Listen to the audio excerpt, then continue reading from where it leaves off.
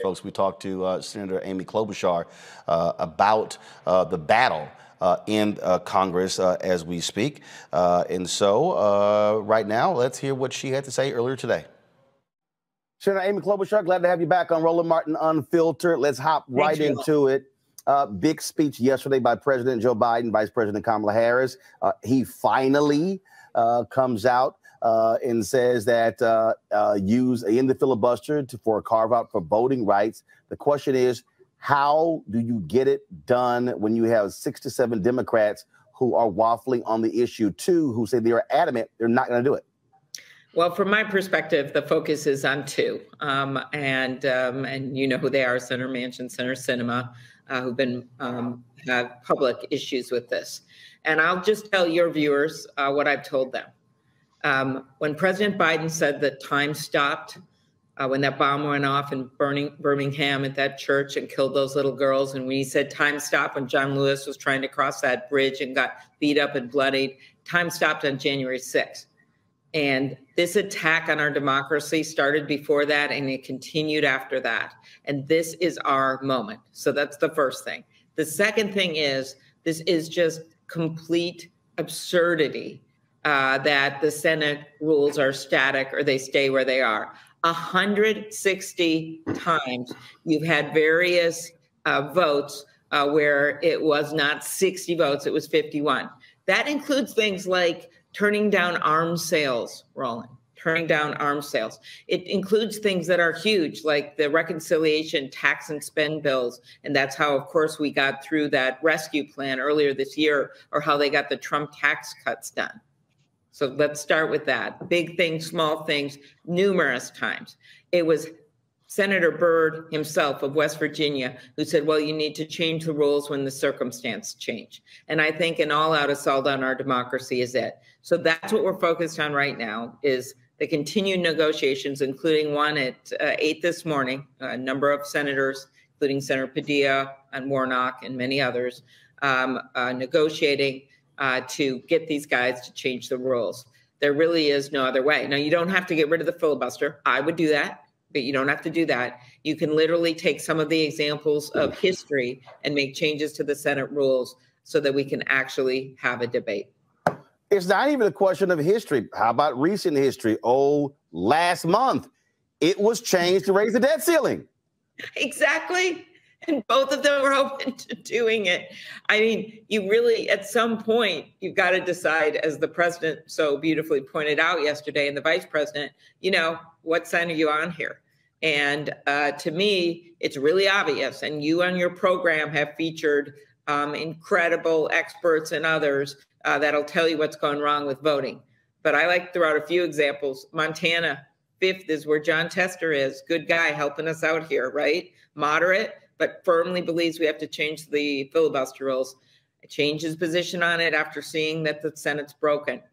15 years they had same-day registration in that state. The last election in 2020, 8,000 people took advantage of that. Of course they did. They changed their address because they'd moved. They did other things. They just took it away because that was how they could target it with a few number of votes in Montana. It's how they could do the most damage. Or what we know they did in Georgia when you saw Warnock and Ossoff win in that last month by registering 70,000 people, which was completely the right thing to do with our democracy. They took away that right in Georgia. So you can just march through the country and see overhauls of the election system. Usually you change election laws to make it easier to vote, like some states, Republicans and Democrats, secretaries of state, did during the pandemic. This is a full-out effort to make it harder for people to vote. And that's where, party aside, no matter where people are, left, right, conservative, liberal, we cannot have that in a democracy. You've got to make it easier for people to vote, not harder. Those are the impassioned arguments we're making to our colleagues, and they've got to decide. Well, here's the other thing that jumps out at us on this particular issue here that I don't understand how Democrats are blind.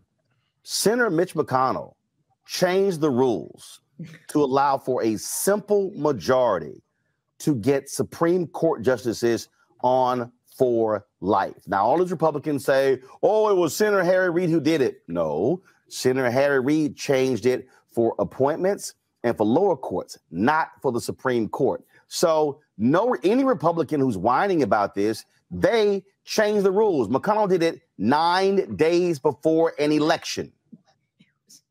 Unbelievable. And that's exactly what he did with Amy Coney Barrett. That's exactly what he did when he rejected Merrick Garland being put on the court in the last year of President Obama's term. We know what they've been up to. It's very obvious, and we got to call them out on it. And I do like that you got to this because, of course, my focus right now being here is on our two colleagues to make the case to them, something President Biden will be doing tomorrow when he addresses our caucus. But the other piece of it has to be out there and strong is that every single Republican in the U.S. Senate, and the president explained yesterday, Strom Thurmond was even for voting and making it easier to vote in the Voting Rights Act. Every single Republican right now, under the spell of Donald Trump, the gray cloud of him hanging over every single thing we do, has refused to make the changes necessary.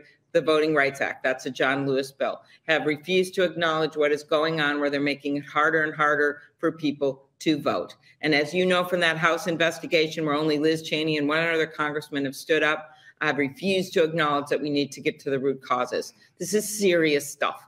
And so it's really, really important that people understand that Democratic Party with moderates like John Tester and Mark Warner are on our side here, right? We don't have some big divide in the party, Roland. Right now, we're working on two people, and it's not that they don't agree with the bill. Joe Manchin's name is on the bill. Co-sponsored. Freedom to Vote Act. It's co-sponsored. Cinema co-sponsored the bill. Yep.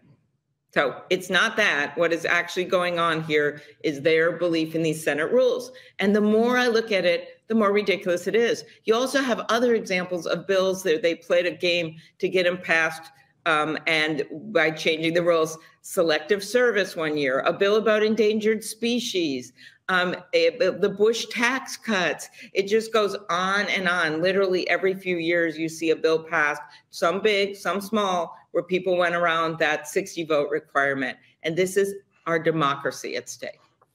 Also, I think what jumps out at me here is I'm not quite sure what reality that they're living in. Republicans are passing voter suppression bills in the states with simple majorities. And it is abundantly clear. We are seeing right now in Tennessee, there are 7 Republicans in the House from Tennessee, 2 Democrats. They want to change it where they want to break up Nashville into 4 pieces, where there's only 1 Democrat in the whole state. They got a 7-2 majority. They want to have an 8-1 majority. Yesterday, a court in North Carolina said, well, let the gerrymandered maps go forward. The Supreme Court already ruled, hey, we can't get involved in political gerrymandering. I don't understand what the holdouts are doing because they are guaranteeing, Republicans literally are on a path to guarantee they could pick up 15 to 20 seats before a single vote is cast. And the bill stops political gerrymandering. Yes, one of the things, and by the way, Senator Manchin felt strongly about this, was to put standards forward so you do not allow for that partisan gerrymandering. It's actually not that hard to do. It gives the courts an actual standard that you can't do that. That is in the bill. Stopping that dark money that's been polluting our politics with the Disclose Act, that is in the bill, something else he strongly supports. And then, of course, getting at all of this undemocratic stuff, and I mean like anti-democracy stuff that they're doing by, we now can guarantee with this bill the vote to vote by mail. Once it passed, we would be guaranteeing that people didn't have to get a witness or a notary. They need a witness right now in South Carolina, even if they've got COVID, a witness to get their application for their ballot. There have been bills introduced, like in Milwaukee, a bill was introduced to have only one drop-off ballot box in the entire city of Milwaukee. And they know they got a Democratic governor out there, so they didn't push that one. But they did pass other things that he had to veto. That is the kind of thing we're seeing across the country, concerted effort, as one North Carolina court said about a bill a few years ago, discrimination with surgical precision. And I just thought the president's words yesterday when he talked about how this is a moment where time stands still and everyone's going to remember what you did at this moment.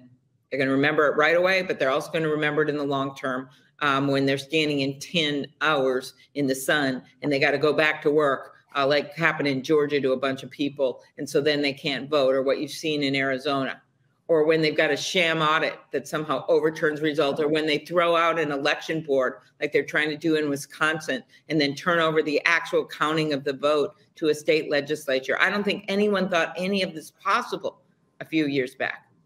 And then Donald Trump came into the world, and then he decided that he didn't want to win an election by winning voters. He's going to change the voters. Find me the votes in Georgia. Remember that? Yep. Find me the votes, he said after the election. So that's what's going on. And we got to be really honest about this, because people got a lot going on. We got the Omicron going on. They're dealing with schools. They're trying to keep their kids strong. They've got all this stuff, getting a booster shot. A lot is on people's plate right now. They know what they got to do to keep their family safe, and you got to listen to the science. But it makes it even harder to realize, if we want to move the way we need to move and get things done for this country and actually compete with the rest of the world, we've got to be a functioning democracy. That's what's always held us apart of so many other countries. Well, I'll tell you what, Senator Klobuchar, when I see any of these Republicans and some of these holdout folks quoting Dr. King this weekend, I'm going to say he spoke against the filibuster. So don't talk about his life if you don't want to follow what he believed in. Completely. That's the way to do it. Senator Klobuchar, right. We appreciate it. Thanks a lot. Thank you. Bye. Take care. Back to our Roland Martin Unfiltered video in just one moment.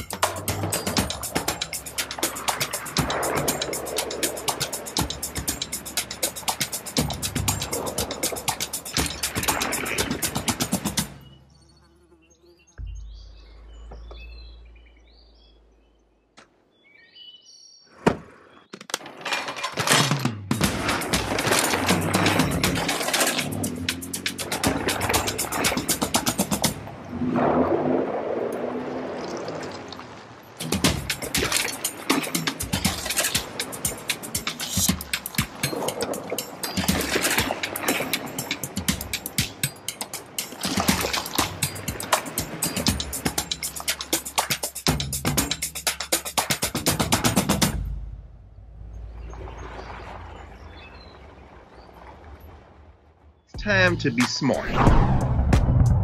Roland Martin's doing this every day. Oh, no punches! Thank you, Roland Martin, for always giving voice to the issues. Look for Roland Martin in the whirlwind, to quote Marcus Garvey again. The video looks phenomenal, so I'm really excited to see it on my big screen. Support this man, Black media. He makes sure that our stories are told. See, this difference between Black Star Network and Black-owned media and something like CNN. I got to defer to the brilliance of Dr. Carr and to the brilliance of the Black Star Network. I am Roland with Roland all the way. Honored to be on a show that you own. A black man owns the show. Folks, Black Star Network is here. I'm real revolutionary right now. Roland was amazing on there. Stay black. I love y'all. I can't commend you enough about this platform that you've created for us to be able to share who we are, what we're doing in the world, and the impact that we're having. Let's be smart. Bring your eyeballs home. You can't be Black-owned media and be scared. You dig?